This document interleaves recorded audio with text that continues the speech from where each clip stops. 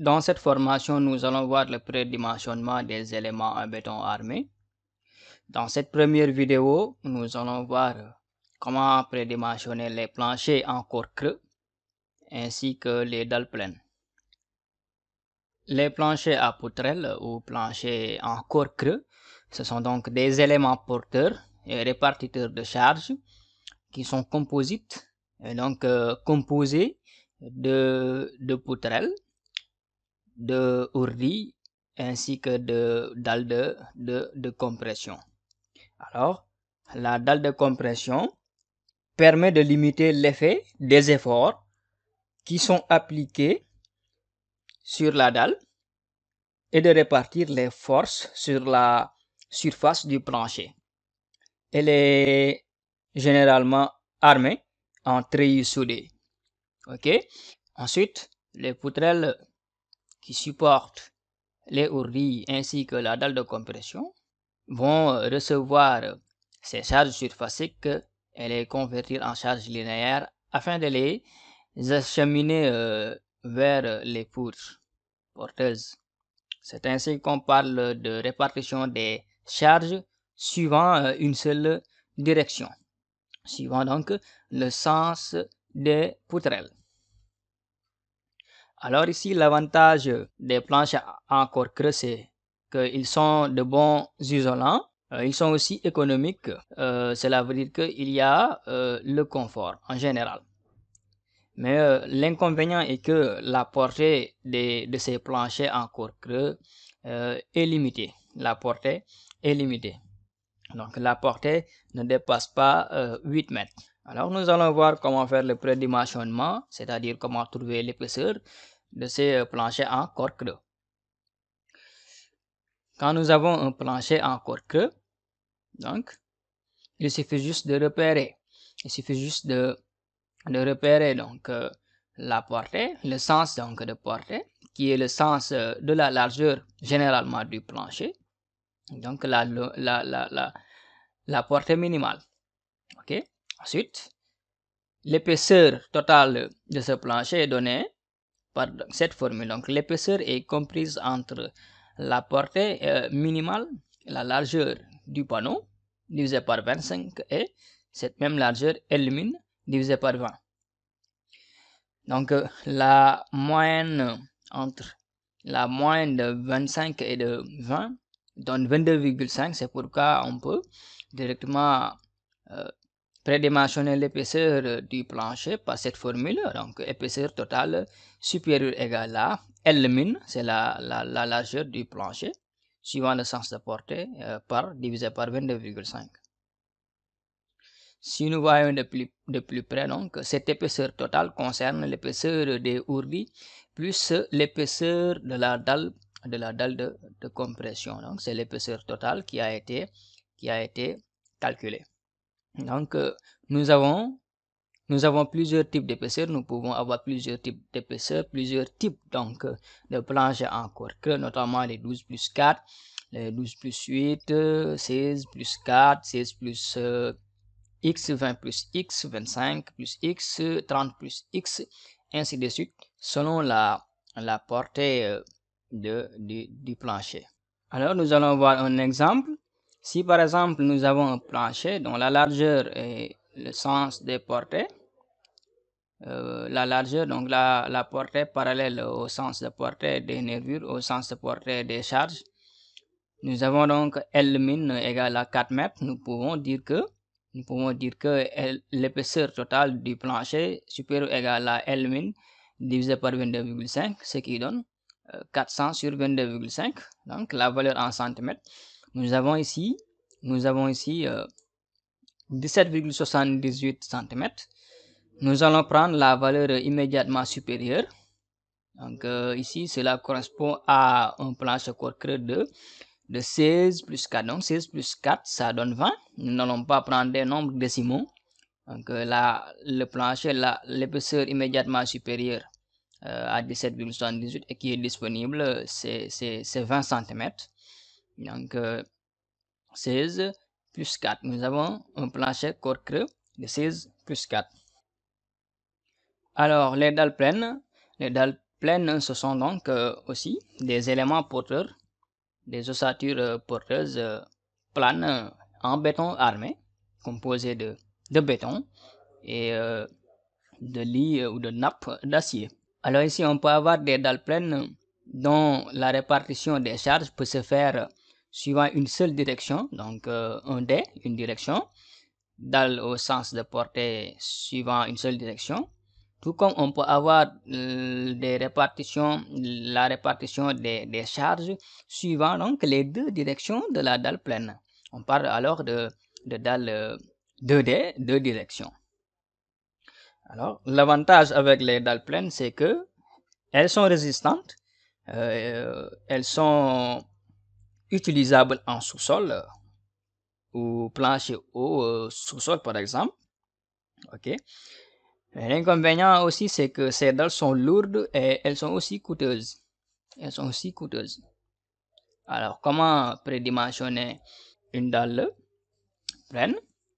Tout d'abord, quand nous avons une dalle pleine, on peut vérifier si la dalle si la dalle porte sur 4 appuis, c'est-à-dire nous avons deux sens de répartition des charges suivant la grande portée, suivant la petite portée. Donc, il suffit juste de calculer alpha. Alpha égale à L min, largeur divisé par L max. Si alpha supérieur ou égal à 0,4, on va supposer que, on va conclure que la dalle porte sur deux directions et donc est appuyée et posée alors sur 4 appuis. Ensuite, il suffit de vérifier si la dalle est isolée, c'est-à-dire on a une dalle unique. Les dalles ne sont pas donc côte à côte. La dalle est isolée. Alors, si la dalle est isolée, nous pouvons calculer l'épaisseur de la dalle ou la hauteur. H, c'est l'épaisseur de la dalle. H supérieur ou égal à L min, la largeur, divisé par 20. Ce qui nous permettra donc, ce qui va nous dispenser de vérifier la flèche. Donc, par la méthode de la flèche, H, ou épaisseur de la dalle pleine, supérieur ou égal à L min sur 20.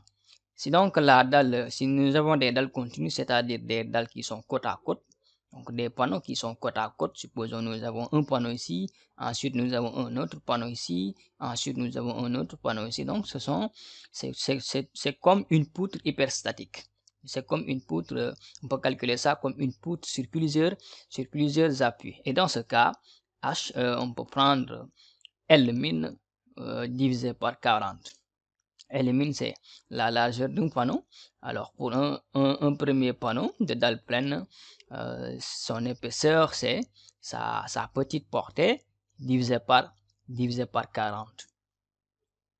Et donc, pour nous dispenser de la vérification de la flèche, on peut aller jusqu'à H supérieur égal à L min sur 25. Alors, sinon, si l'on calcule avec cette formule, ça peut nous dispenser de vérifier ensuite la flèche.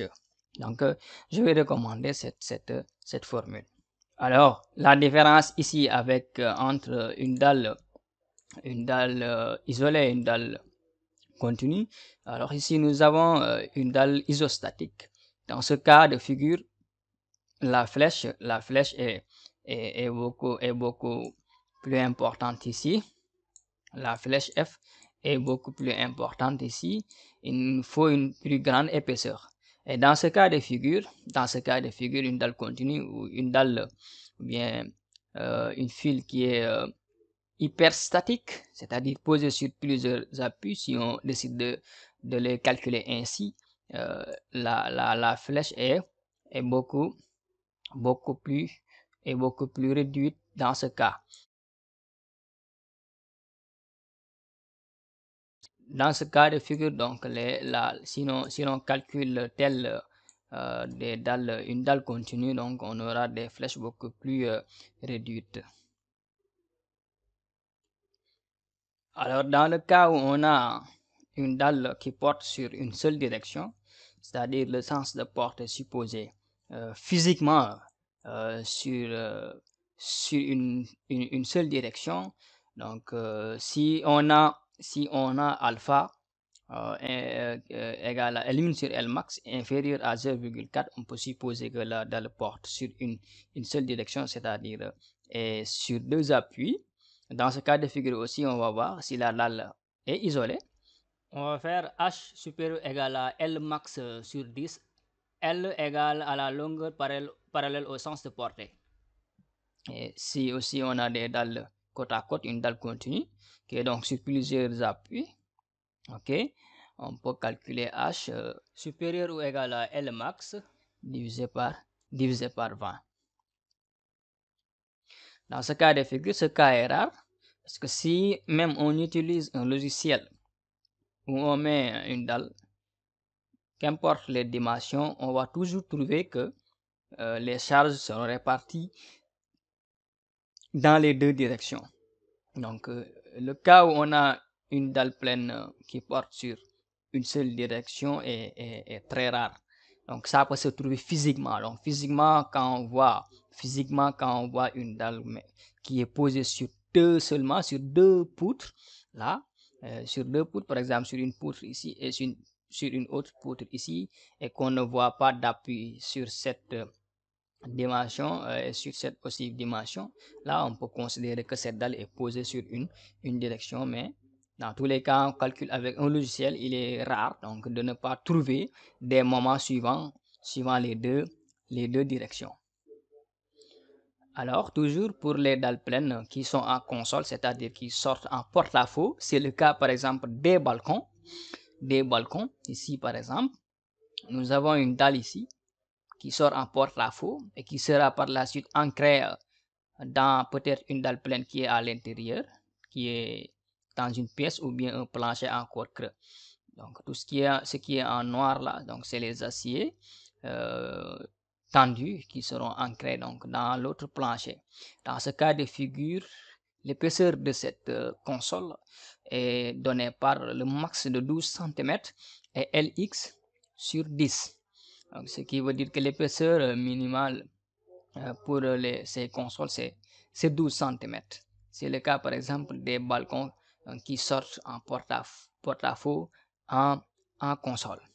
Donc, par exemple, si nous avons Lx égale à 1 mètre, nous aurons 100 sur 10 qui est égal à 10 cm. Dans ce cas, nous allons prendre comme épaisseur 12 cm parce que 12 c'est supérieur à 10. Si on va prendre le max entre 12 cm et Lx sur 10.